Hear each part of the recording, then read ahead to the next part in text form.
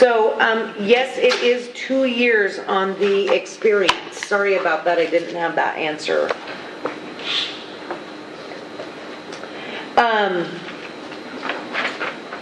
So, Leah, we heard from you.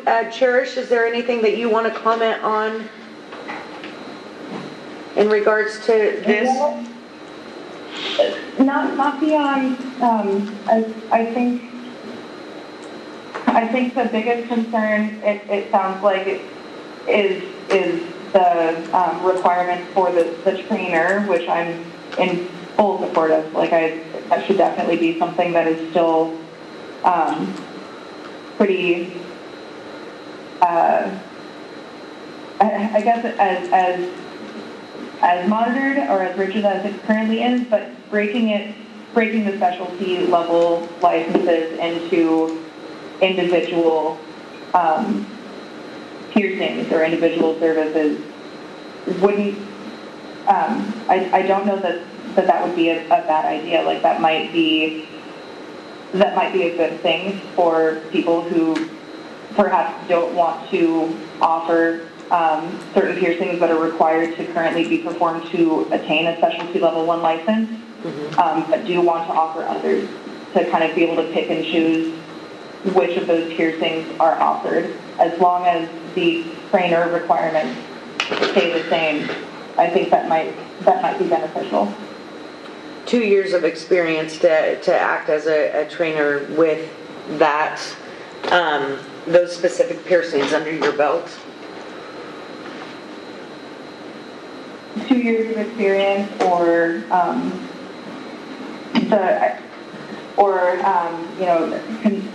continually performs a certain number of them, or has performed a certain number of them.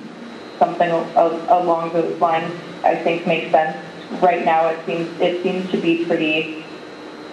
It seems to be prohibitive in the right ways, I guess.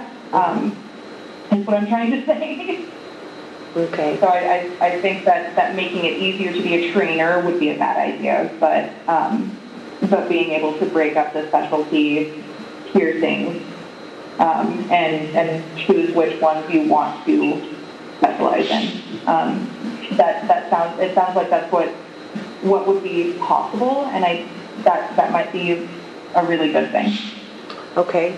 So what I can do is I can work with Sammy, and at this point we don't have to make that decision. Sammy can draft up a rule for you. We can have another meeting. We can look at that. You can mull it over, think about it as we go through the standard and specialty piercings today in regards to maybe combining those. Maybe we'll have to do like we've done in the past, baby steps. Let's combine the specialties. Maybe there's an option in there that we can we can look at in regards to specific piercings, instead of having to complete all of them in order to have, let's just look at some other options. I wanted to provide that one to you as one, and then if you would like, then we can have Sammy at least maybe draft up a rule for you guys to look at, to move forward with, if everybody's interested in that. I'd be interested to see what you come up with. This is Aaron. Okay. Megan? This is Megan. I was also wondering if we are going to be opening up a little bit more of the idea of having out-of-state trainers. Could we also look into what out-of-state not licensing, but how that would work for somebody who's done, say, a lot of VCHs and has a lot of experience? Would they have to be retrained if they have their paperwork that shows that they've done a lot of these piercings out of state? Because I know that that's a roadblock as well. Coming into the state for me is that I have to retrain specialty 1 for piercings that I've done a lot of, and if they were separated, maybe I would be able to be a little more back to the advancement that I was previously before I came to Oregon. So could we also consider that when we're kind of reviewing where this might go, is what is out-of-state licensing, or what is out-of-state, those release forms for the piercings that have been done, like, can they be more factored into regulation? Because some of my stuff is just not usable because it wasn't from a specific state. Yeah. That is definitely something that, when Sammy is putting that rule together, that she can put in there in regards to experience and qualifications to be able to, and here comes Sam, hang on In just a previous second. rule writing, we visited it several times. And because it's certain specialty piercings, not all, genital piercings, that you would need to take the training in Oregon because of that. So that's what it's been in the past. If you want to change it, give it a shot. Oh, okay, because I thought they were talking about if you knew somebody in California who got the qualifications, you could go to California for your training, is what was just Oh, mentioned. are but we that's okay. moving in that direction? It's a topic of discussion, Well, I guess so. I was thinking apples and oranges. If that's the way you went, then yes. If you stay with the current way it is, in the past, they've said no, do the training in Oregon. So did you understand that? What Sammy said? Reiterate it? Just in Yes. case. So if you guys decide to go with the rule of experience in specific training for X, Y, and Z piercings, you could potentially get that training from California, from an individual in California, have it documented. You could go to New York and have somebody, document that, Florida, wherever. As long as you had that training documented and that individual held a license and you could provide proof of that license in your training, and I'm sure there would have to be some form per se, maybe create, I don't know. But if we keep it the way it is, specialty level 1 and specialty level 2, you have to get your training in Oregon. But it stays the way it is. And it stays the way it is. I mean, we could change it, but what I was trying to say is, past experience, the board has said no. If you're coming in, you have to still go to Oregon School for Specialties. Can you hear Sammy, you guys? Mhm. Okay. Mm-hmm. Okay. Okay. You're muted. Muted. But I personally like the idea of being able to attain training out of state. I think that's a great opportunity for piercers in Oregon to advance in a way that they have not been able to advance in the past 9 years, because the specialty licenses are so limited, and then the trainers are then so limited. The people that are actually authorized to train, especially like on specialty level 2, I mean, I think there might be like 6 people in the entire state right now that are probably authorized to do specialty level 2 training, maybe 10. I mean, there's probably only 20 people with specialty level 2 licenses in the entire state. That's my guess. I haven't actually looked at the numbers, but so, I think it's I think that looking at out-of-state training is a great idea personally. My biggest concern is being able to, verify that person is actually a reputable trainer. You know what I mean? Like, I don't want somebody to go to some random state, and get some not great training, and then come back and say, oh, I got this training, I'm great, I'm good, and then they, I mean, there has to be some sort of way to, I don't know, authenticate that training, I guess, or verify the quality. I don't know. I feel like there should be some sort of, way other than just attesting to it. So I'm just going to play devil's advocate here, Sure. Seth. So I hold a specialty 2 license, and I did my 25 hours, or what is it, 25 hours right now? What is it, 26 hours. And I've been licensed for 2 years, and I haven't done not a specialty level 2 piercings since the day you trained me, or whoever trained me. And but I've been doing standards left and right. But I have the ability to get a trainer's license, and I can train you because I have experience as specified within the rule. I would not be I would not be a good trainer, but I am allowed to train. You're absolutely accurate. So I think it really comes down to the complaint process in regards to, I've gotten a piercing that has damaged this, I'm going to file a complaint with our office, and then the investigators are gonna go from there to see if there was a violation and such, and again, as you know, but like I said, devil's advocate, I can be a trainer, Seth, and I haven't done not a specialty 2 piercing since the day you taught me, and I only had to do one. So Austin play devil's advocate, you know. I mean, so say somebody gets a botched piercing, okay? I mean, how often do botched piercings get actually reported to a regulatory agency? I mean, you're talking about, you know, a minuscule amount, you know what I mean? So they might actually be doing, you know, 10 times more bad piercings out there than, you know, I mean, not to put it like this, but it's just the same thing with, like, you know, sexual assaults. You know, I mean, those things are vastly underreported. You know, it doesn't mean that they don't still happen. You know. Exactly. So I don't know. I mean, I don't know if I have an answer for that question necessarily. But just something to think about. Okay. You know, I mean, how do you verify that? Well, I think what we can, I'm sorry, what, Sammy? We would verify it through what he's essentially saying is would be reciprocal. So reciprocity means exactly. you have to have a license somewhere else. And we all know there are very few body piercing licenses in other states.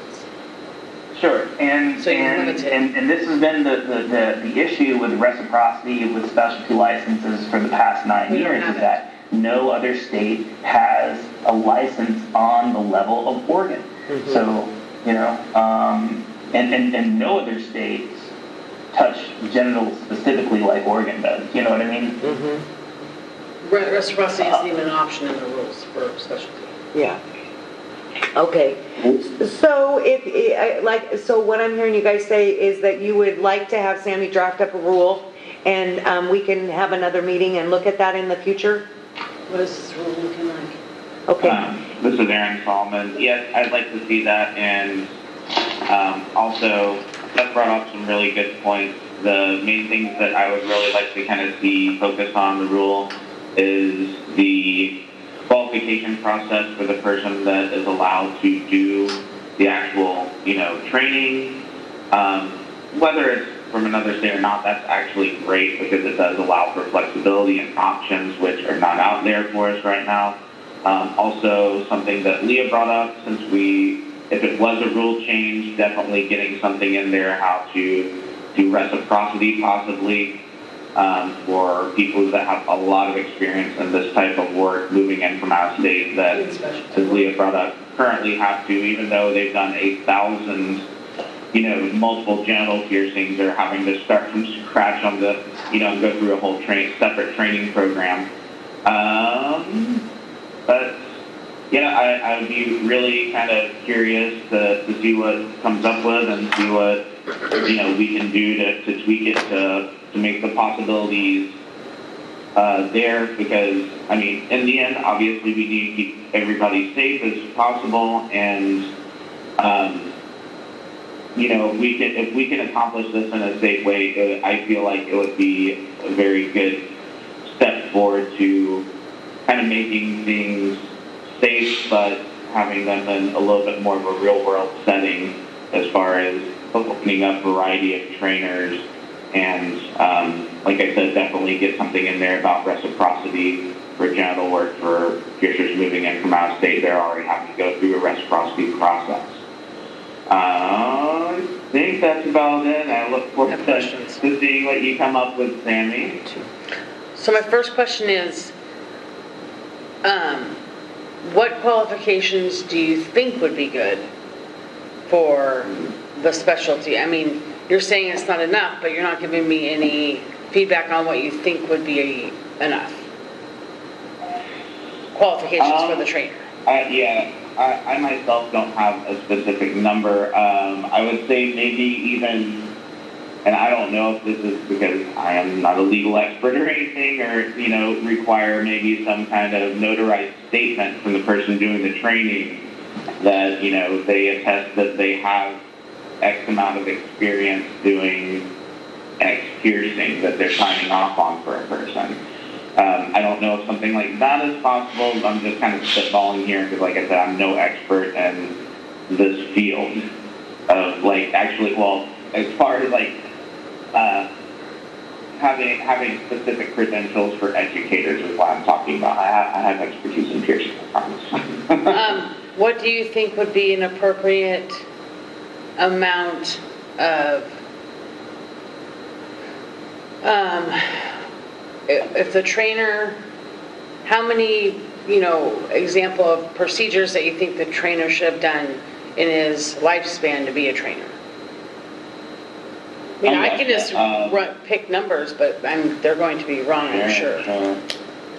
Sure. And, you can definitely, that starts, I guess, breaking it. And I don't want to overcomplicate it either. You know what I mean?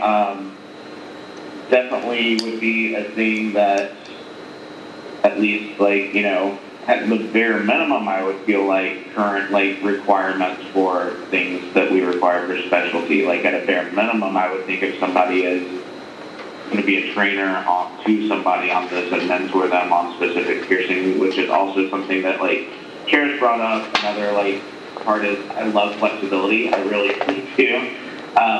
Being able to kind of pick and choose that maybe certain piercers are not comfortable doing certain piercings, and why should they have to be required to do specific training. So, if it's breaking down to the individual piercing, maybe say hey, I can attest that I've done at least 20 of these in my career, or honestly, I don't have a specific number. If it's, say, more common genital piercings like BCH or TA and things like that, I feel like somebody attesting that they've done at least 20, 25 of those is not out of the realm of possibility for something that should be a minimum. For something that is a little less asked for, say an ampulling or a triangle, maybe at least 10 to 15. You know what I mean? It's kind of hard to say because if we're doing it on a case-by-case basis, especially. I'm trying to give the best input I can, but I don't really have specific, hey, this number makes somebody qualified to train somebody, you know what I mean? Okay, any other input? Yeah, this is Seth. It's going to be kind of hard to, if you're going to break apart each individual piercing in the specialties and allow individual training on each individual one, you're probably going to have to individually go through and write numbers for each individual piercing, 20 BCHs, 10 amplings, 10 triangles. Then we might as well just have the program that it currently is. Okay, so it's kind of the exact same thing almost. Yeah, it is. But here's something I want to point out, Seth, as well. If you go through the specialty level 2 piercing, you are only required to do at least 3 different piercings. And so you observe 3 and then you perform 3 out of the 8 of them. So I can, again, Seth, only have done in my specialty level 2 training program 3 of these different ones. But in 2 years, you're licensed to do the 4 other that you've never touched. Exactly. And in 2 years, Seth, I can teach something I've never been trained on. That's a huge loophole. Yeah. So I think, and it also is in specialty level 1 as well, Seth. And so I think this rule, if you don't define the number of piercings specifically via the experience you've had, you can generalize it in regards to the number of years of experience doing these procedures. I think within rule, first of all, it almost is better in the sense because I have to have training in every one of those or experience in every one of those to train you. And so now it's every one of those piercings is covered in both specialty level 1 and 2. Yeah, I would individually offer training on specific piercing. It would tighten up that loophole a lot. So my biggest concern, I think, at that point then how would the public know, like, that person is, I don't know, trained in that particular piercing? So, like, can a client just walk in off the street and ask for a triangle piercing, and that piercer says, oh yeah, I've been trained, and then there's no other, question about it, except for if the piercing is botched and then that person just happens to file a complaint, and they go back and look at it and say, oh, that person actually didn't have any training at all. Well, in the forms that you complete now, where it says, I hereby certify that I have, am authorized to provide this piercing, it's going to be covered there, Seth. I would. You mean in our release form? Yeah. Mm-hmm. I don't really. Yeah. So I feel like this is exactly the same thing that we currently do, and if we're trying to fill a loophole, just add those piercings that aren't in there now, add them into the current training, and then you get a license, and we already know that you're a trainer because you met the application requirements. So we don't have to create all this new stuff when it already exists. Unless you are trying to also include out-of-state trainers. Like people, well, one, you out-of-state, can't be a like- trainer until you have the specialty 1 or 2 license. Currently, yeah. So we would need to get them in reciprocally, which I doubt will work, but I can try. I can try and write a reciprocal rule. That makes sense. But Okay. changing the training program, just, what's the word looking for? It looks the same, it's just twisted a little bit. And the way it's currently written really solves all the questions that you have for me to write this new rule, because they already apply, they already meet an application requirement. Mm-hmm. They've been doing that, and it seems to be working. And if you think there's a loophole, there's piercings missing, put them in. And then you've got the trainer trained, they're getting all the piercings, and I can work on a reciprocal rule. Otherwise, you're just putting a different bow on the same present. See, I guess maybe I'm not understanding what you're saying, because we're trying to get rid of or eliminate the specialty level 1 and specialty level 2, and just make it to where if you want to do one of those specialty piercings, then you have to go to an individual who has some experience, But whether it be in Oregon or in California. Right, but they want to set requirements, which are already in rule under specialty 1 and 2. So, and they want me to find new requirements that they can't specify. I don't know, but the requirements we currently have work. So it's something that we could definitely look at and So work I would on? say keep 1 and 2 the way it is, and add, if there's a loophole in the number of piercings that they're getting, add those in, so you would increase your procedures. It just seems like Wow. you're I don't wrapping know a if present that's and gonna putting a new solve our bell on. I don't think so either. So What it's am I something, missing? so Missing it's something? something that Sammy and I had talked about. And so in getting the information and what we've talked about and putting a rule together and some experience, I think maybe But they don't want to go with this type of thing. This is not what they want. Because this is a limited, like you have to be have to have a license, and that's it. This is a completely trust-based rule, and that's not what they want. Well, I'm not necessarily. I heard him say it. that. I am concerned about the ramifications, yes. But it's still, you just said it a different way. But the way this chemical peel rule is written is really trust-based. An inspector can go in and look at their records and ask for them and look at them. We get a complaint, or we can do an attestation. All of which could never happen, or maybe happen. So We're not going the front end seeing what the trainer does. You just hold the license and you're good to go. So I have questions about this chemical peel in the esthetician, cosmetology stuff.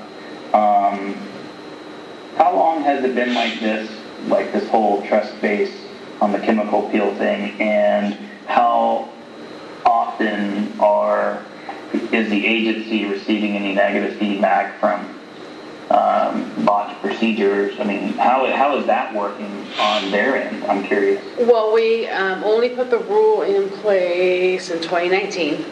So before it was just a free-for-all. If you did chemical peels, great, do them. You should have some training on file, but nothing specific. No amount of hours laid out.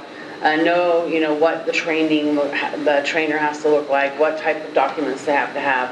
So this was beefing up our previous rule, which was like a little tiny paragraph. I don't believe we've had any complaints on chemical peels. I don't know about the exact number, if we've had them in the past. I have not heard anything, and everybody seemed to be able to get this training with no problem. So when it says under B there, proof of education or training received by the esthetician or licensed healthcare provider providing the education or training, that's all it is just proof. We're not putting in, you have to have proof of 2 years of education and training to provide this. Correct. It's more like Sammy's saying, it's trust-based.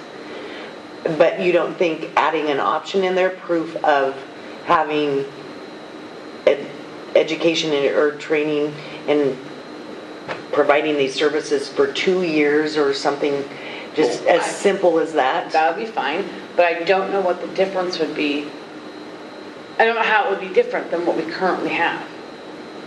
We just wouldn't be issuing them a license?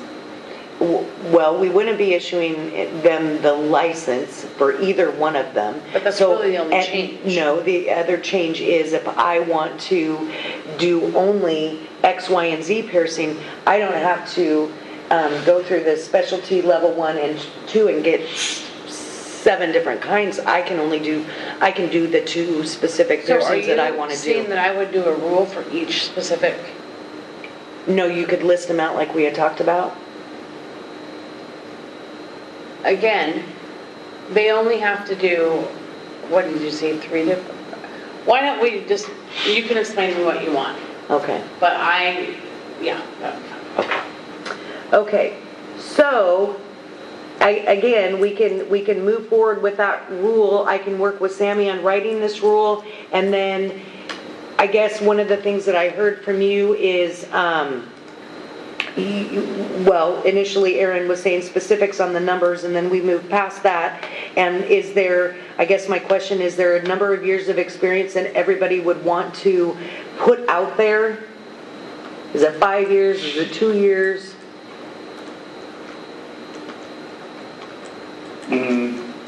This is Aaron. I feel like if somebody's giving some level of specialty training, then I don't think that 5 years is unreasonable. Not to say that, there aren't 2-year piercers out there doing immaculate genital piercings. I am certain there are. But for our purposes, since it's kind of opening more gateways than Oregon piercers currently have on this, I think kind of like what Seth said at the beginning, kind of shooting high, and if we need to shave it down later, we can if it's not working, is kind of maybe my opinion on the way to go. Also, I'm open to new things, and trust-based is scary. But I feel like if at all possible too, Sammy, I know you're limited on language and how you can kind of lay things out, but if there's, I feel like being more heavily, definitely trust-based on possibly what the trainer is attesting to, and then definitely, like you were saying, it would also be, I guess, trust-based on the practitioner in Oregon, I guess, is probably the bigger concern. And I don't, unfortunately, I don't have definitely black and white, right or wrong kind of answers on that. If you at least, the minimum kind of include that there are going to be periodic random audits, just like there are for continued education, so somebody's not, waving their flag, go ahead, come on, get all these piercings that they actually haven't done zero training on, that at least, at the very least, something's hanging over their head, like I could get busted for this at some point if I'm doing wrong. That's my best input on it, to maybe make some kind of realistic proposed rule, if that makes any sense to y'all. Okay, I have a question, Aaron. Why would you, just out of, for the 5 years, why would it be greater than the 2 years that we require right now?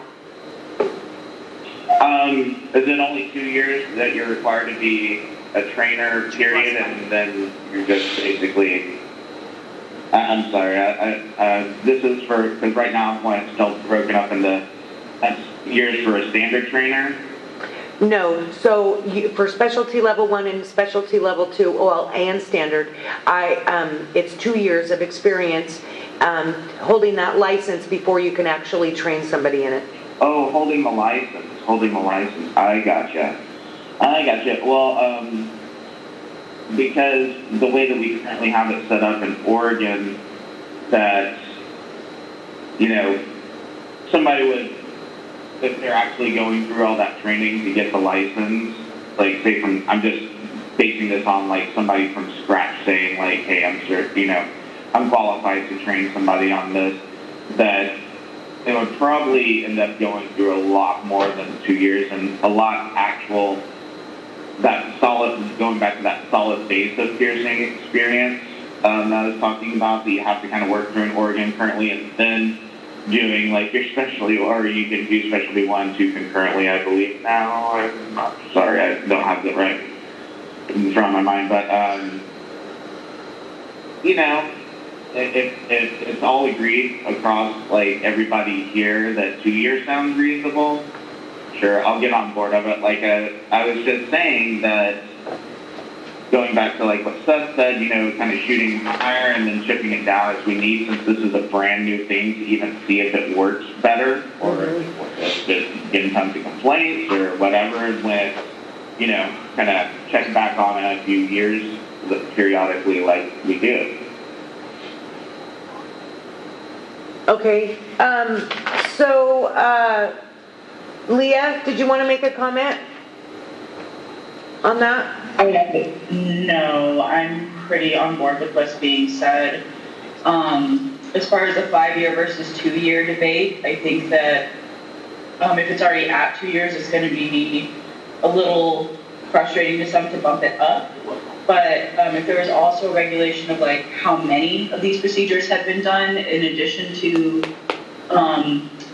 the age of their license, I think that might be a way to kind of see somebody's skill level with the procedures, if there's not already something like that in place. I'd like somebody who has done 25 procedures in 2 years more than 10 in 5 years. I'd prefer the person with more procedures to be my teacher in most cases, but that's just my only thought. Okay. Cherish, did you have a comment in regards to the 2 to 5 year? Leah actually just touched on, can you hear me? Yes. Okay, sorry. Leah just touched on exactly what I was thinking, so I like that idea a lot, and I think that might be worth exploring, that rather than it being solely based on amount of years holding, modifier is what it would be at that point instead of license. Instead of it just being duration, also being a certain number of those procedures performed in that time frame. So likely was saying 25 of those piercings in 2 years, as opposed to staying just with the time frame, leaving it open to maybe, that procedure hasn't come through the door in that 2-year period, and yet that person would be qualified to train for it. I think having a minimum number of those procedures in order to train for it would be a really good idea. In order to train for it, or in order to be a trainer? In order to be a trainer. The number of piercings in order to be a trainer.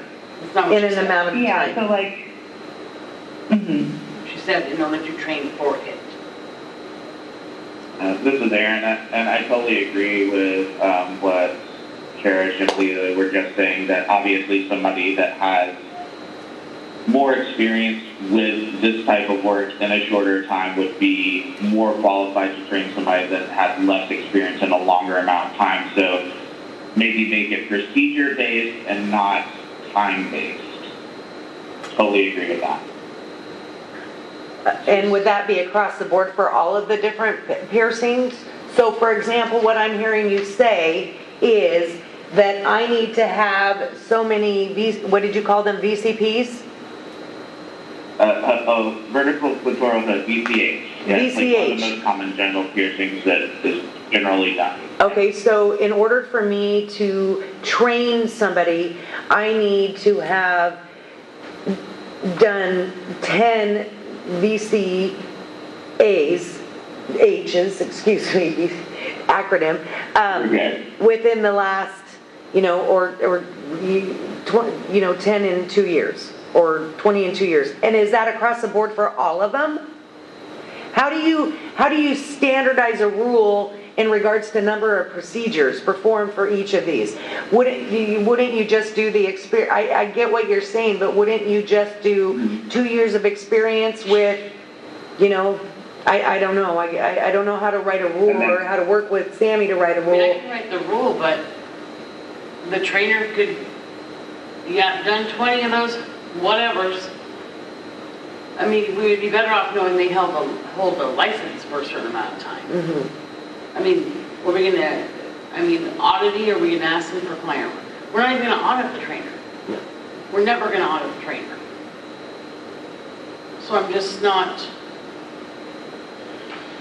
totally sure. Seth, you're on mute. Something to think about, I guess. I was just talking out loud. Sorry. Did she just say that she's never that Oregon would never ever audit a trainer ever? No, we don't have the authority. We absolutely don't have the authority. Okay. I guess we don't have the authority. Well, what we would do is audit the practitioner, and through the practitioner, we'd make sure that whoever their trainer was met the qualifications, like by a bio or. I mean, that's what the rule that we've been showing you does. It breaks it down to those types of things, not to this big elaborate 25 of this procedure, 25 of that procedure. Okay. That's why that rule really doesn't work for what you're looking at. It would have to be something else. So we would have to definitely work on that. And then did you, and in regards to experience, Seth, did you have an opinion 2 versus 5? It's hard to say, to be honest. I mean, I know that's not super convenient for rule making, but, I've seen,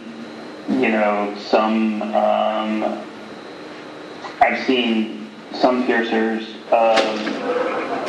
excel at 2 years and others lack at 5, so it's kind of hard to put an actual, time limit on that, in my experience. I think, I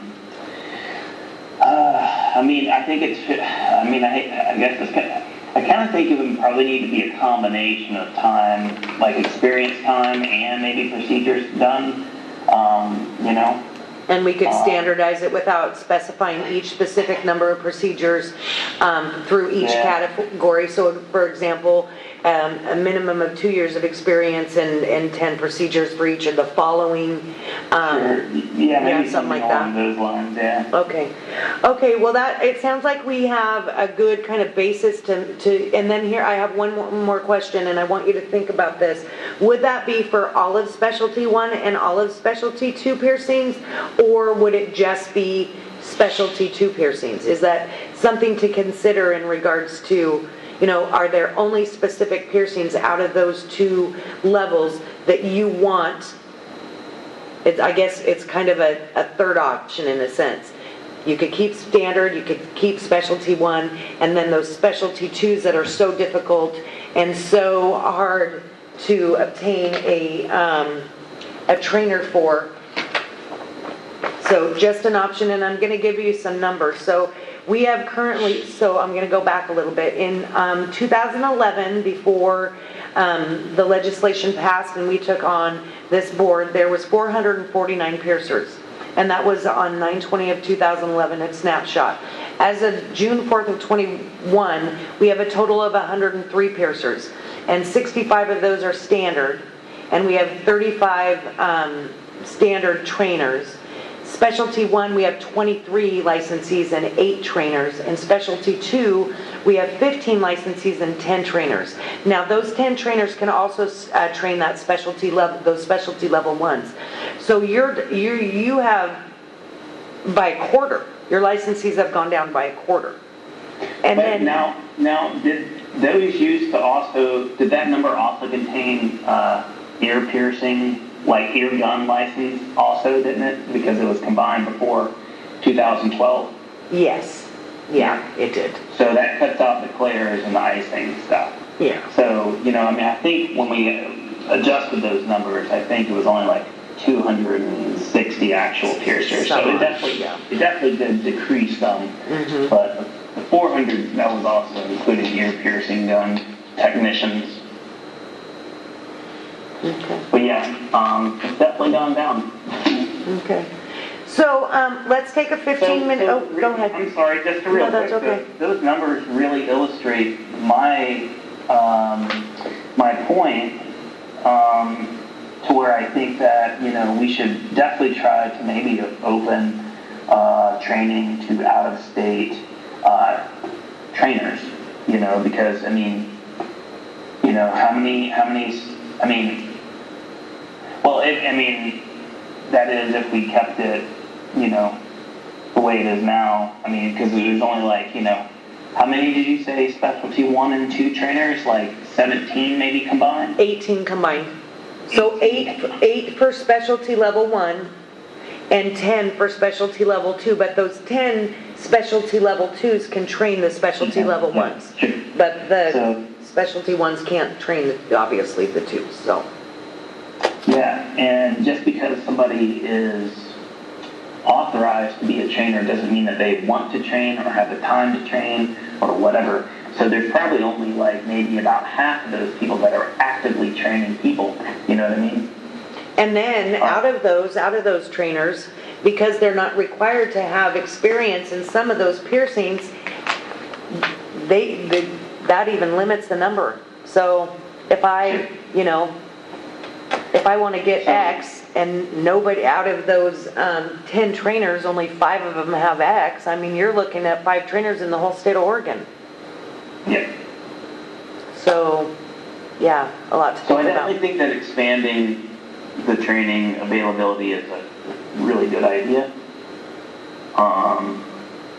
It's just working through how to write the rule and how to include individuals with experience, time frame, licensure, number of piercings. Those are all options to think about in regards to writing that rule. Yeah, I definitely am open to the idea of getting rid of the specialties or, isolating them more individually to focus on that. I definitely think that, the specialty licenses have been sort of a roadblock for a lot of people just because, they're incredibly difficult to obtain just because, well, mostly the lack of trainees in the area. But I definitely think that we shouldn't open the gates for a free-for-all. Yeah, absolutely. Okay, so couple things to think about before we cut after our break when we come back. Let's talk about which out of the specialty level 1 and 2, if not all, in regards to this making a rule for those, and then we can dive into looking at the standardized specialized training. Does that sound good?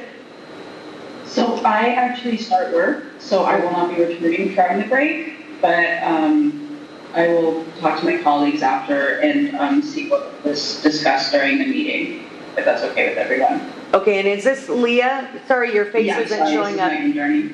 Okay, perfect. Well, thank you for being part of this meeting today. And then if any future meetings are scheduled, you will also be invited to that.